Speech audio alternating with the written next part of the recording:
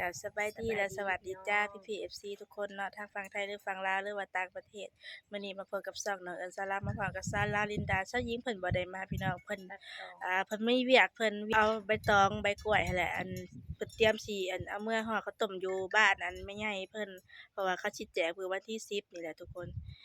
วันนี้ก็ได้ลงมานาสลินพากันชมลงมาสอนมาเบิ่งกันว่าสิได้หรือบ่ได้เนาะพี่น้องป่ะ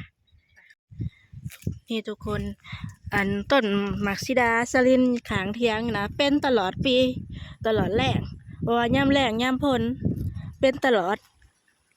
เบิดแล้วก็เป็นไม้เบิดแล้วก็เป็นไม้แบบว่าบ่ได้ขาดส่วงนะเป็นตลอดเลยนี่อันนี้ยังเป็นหมากหน่อยอยู่หมากเริ่มใหญ่แล้วก็มีนี่ซั่นนี่ แบบว่าเบิดแล้วก็เป็นไม้เบิดแล้วก็เป็นไม้แบบว่าเป็นแล้วก็ดกไปได้เป็นแต่ละเถื่อกันเพราะว่ายามแล้งยามฝนมีแต่ดกทั้งนั้นแซ่บได้หมากซิดาอันนี้นะมันหมากใหญ่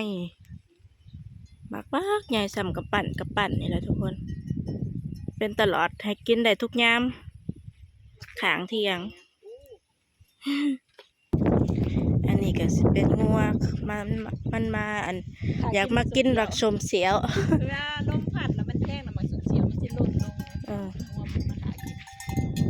ตรงไหนตรงหน้ายังแหลงพี่น้องขอกหมูสลินก็ยังมีหมูเลี้ยงอยู่เพิ่นยังเลี้ยงอยู่ยังจักโตสลินยัง6 โตมาเบิ่งหมูสลินก่อน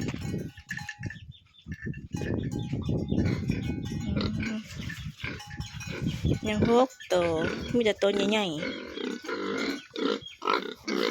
อูดตัวหนึ่งนะนอนตะกี้นะมีจักโตกับสลิน10เนาะขายไปแล้ว4ยัง6โอ้ยเจอขึ้นมานอนคักแท้มีแต่หมูด่างหมูสลิน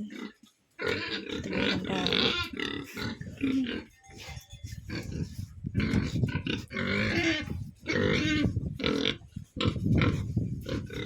อะไร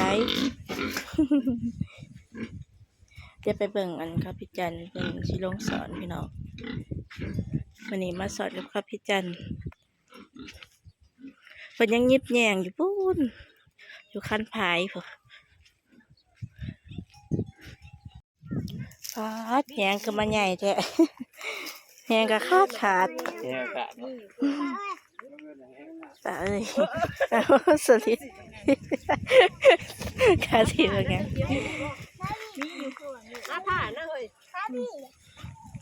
มาหน่อยเพิ่นก็มีท้องกับป่อง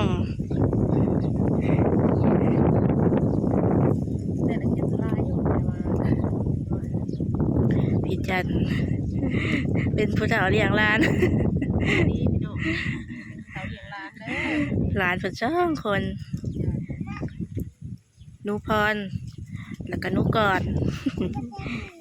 แล้วก็มีลูกสาวหลาเพิ่นอันนี้นั่นเฮ้ย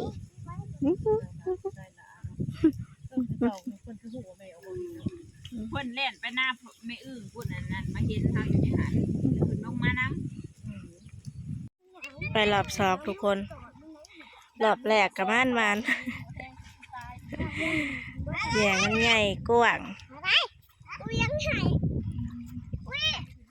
พี่จันกับสลินสอนนำกันเนาะ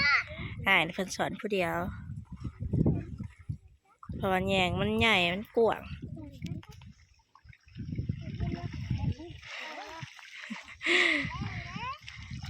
เหนียวขอนบ่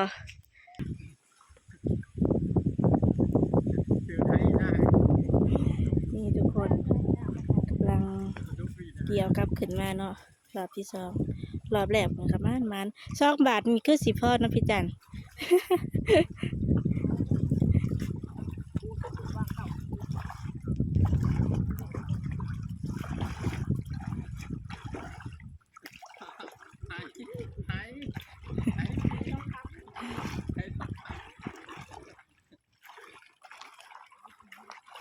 สอดมากินเที่ยงทุกคน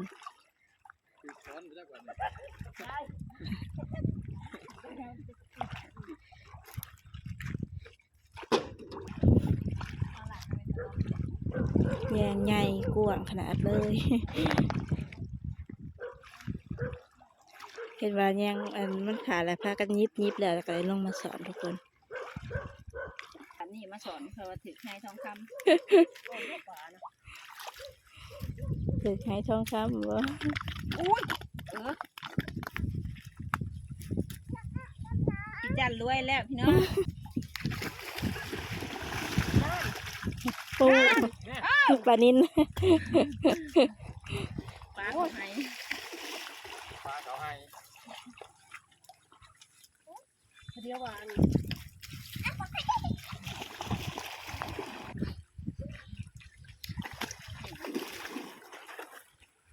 บ่ได้ทำมาถิ่มให้ลงเนาะ ปล่อยแช่ตั้งแต่ย้ำนะแช่ใช้ไว้แต่ตัวเล็ก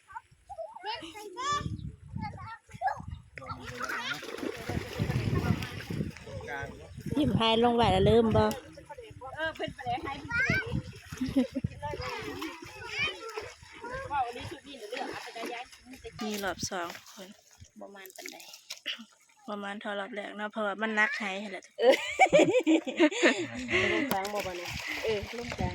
ว่าเสาสองรอบแล้ว มันอะไรดีนะตัว นะ หนึ่งแล้วแล้วหนึ่งอะไรบ้างดีแล้วตรงนั้นหนึ่งจะเฮือนเขามันมีกุ้งอยู่ไหน สองเทื่อแล้วสอนนี่2รอบ เอา แล้ว 3เทื่อพี่น้อง ตอนแรกว่าสิเอา2เทื่อ คันมีหยังก็ต้องมีครั้งที่3เลย นั่นบ่นี่ทุกคนสอน2เทื่อกะได้ปลานิน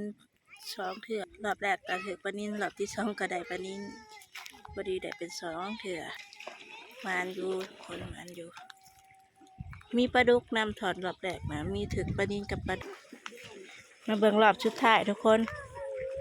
รอบชุดท้ายไปถือคอน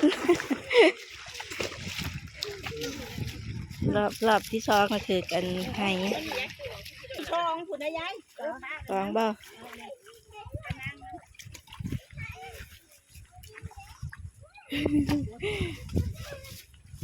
ช่วยไปอ่ะอีกอันนึงลงกลางดิมาใหญ่ นี่สุดสรุปเนาะบ่อยู่เนาะ ขึ้นก็ออกพุ่นเลยยันมัน สองโตแล้วปลาดุกนะ แม่นี่บอกนะยาย ป้า มันอยู่ในอันนั้นเด้ในตอนั้น ปลาดุกถึกปลาดุกอีกแล้วทุกคนปลาดุกพี่น้อง ยายระวังมันเห็ดจะได้ ย่าย่าแต่ก็ ปลาพี่น้องมาแล้วลิ้นนี่ปลานี่กระซองปลาดุกกระซอง อืม กระดาษปลากันยังมีเนื้อคู่เลย อืม เป็นคนที่บ่มีคู่เนาะ คนกั เกิดกับชลินบ่มีคู่ แม่น เกิดมา หมา บ่มี เนาะ คู่เนาะ เหม็นเนาะมันเลยดิลงไปนี่ยังบ่มันลงกลางอีกแบบนึงกินเบิดดีบ่เนาะ คนมันจะพอนะ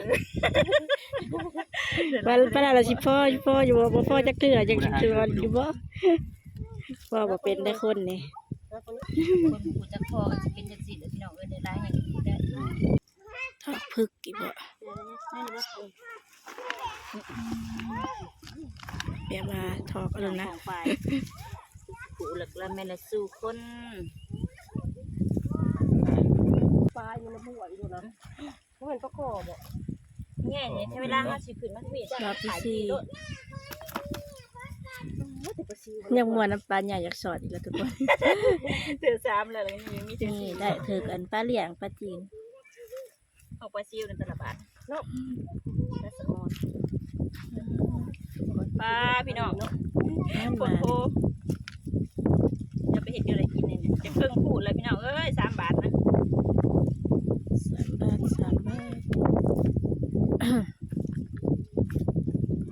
พอแล้วทุกคนตอนนี้ก็ขึ้นมาแล้วสิไปหาเก็บผักวันนี้พี่น้องป้าดได้หลายอีหลีมันจนจะเครื่องคู่ถ้าซอยอีกบาทหนึงคือสิได้เครื่องคู่พอดีมันขนาดเลย ทุกอันซะเอิญน่ะบ่เคยเห็นดอกแดงพี่น้องป้าดบานหุงอยู่เคยเห็นแต่มันเป็นหมากแล้วเห็นดิบ่เคยเห็นดอกมันบานหุงอยู่ทุกคนมันใกล้สิเป็นหมากแล้ว เป็นดอกแล้วก็เป็นหมากบัดนี้กำลังสิไปเก็บผักกับสลินเก็บผักมากินกับปลาเพิ่นสิเฮ็ดมันเมนูจ้ำปลาซิว จับเอาเด้อมันสิเบิด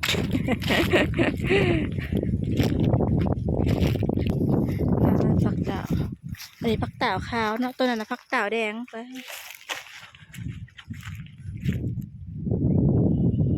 เต่าแดงแต่ว่าบ่ได้เอาสิมาเก็บผักกระโดนชลินเพิ่นสิมาเก็บผักกระโดนทุกคน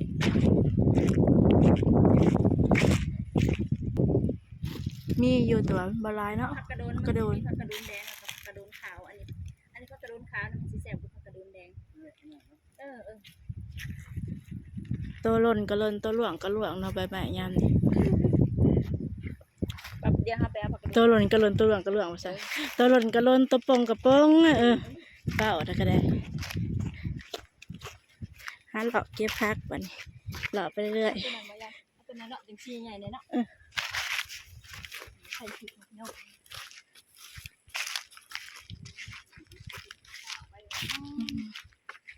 อันนี้สิยังคุยบ่ได้ดอกพี่น้องเพราะมันน้อยโพด หน่อยละกา น้อยโพดแล้วมันสิห่อบ่ซี่ห่อกุ้งบ่ได้ เดี๋ยวเฮาสิไปเก็บเอาใบอันที่ใหญ่ๆเนี่ยอันนี้น่ะบ่ต้องห่อดอกพี่น้องเวลากินแล้วก็ม้วนใส่โดดม้วนเข้าโดด ม่วนม่วนเขาม่วนเขาเนาะ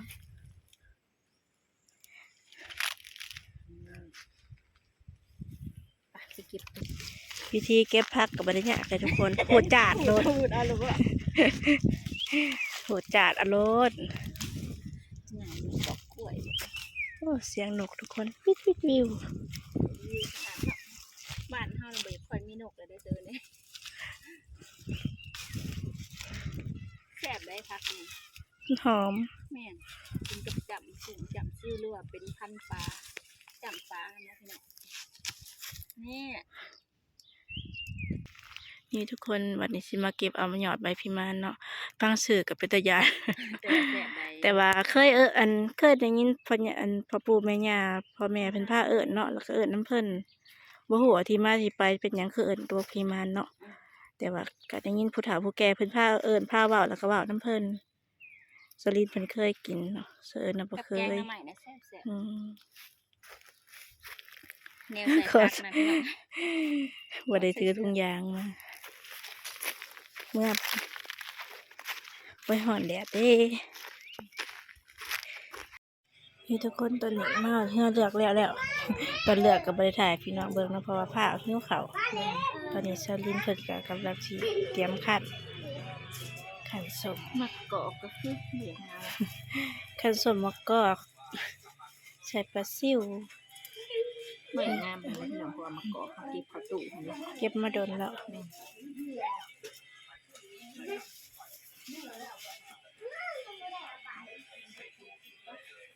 นี่ทุกคนหลังจากเลือกปลาซิวแล้วเฮ็ดแล้วแล้วก็เมื่อเอาติบขาวทุกคน เฮ็ดพิจันขาวบ่หลาย ก็เลยมาเอาขาวมาสู่สลินเพิ่นยังอันนั้นเพิ่นยังเอาขาวคือการสลินเพิ่นก็เดี๋ยวสิไปพอกันมองกินข้าวเวลาทุกคนนี่ทุกคนมาเด้อพี่น้องกินข้าวกัน ไอ้เรื่องดีหอย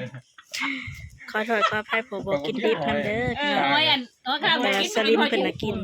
ดิบเชิงจะสิได้กินซุกนี่แหละ อันนี้ขึ้น มาพี่น้องกินข้าวหลายคนเด้อปัญญาเพิ่นก็ขึ้นมา เปียง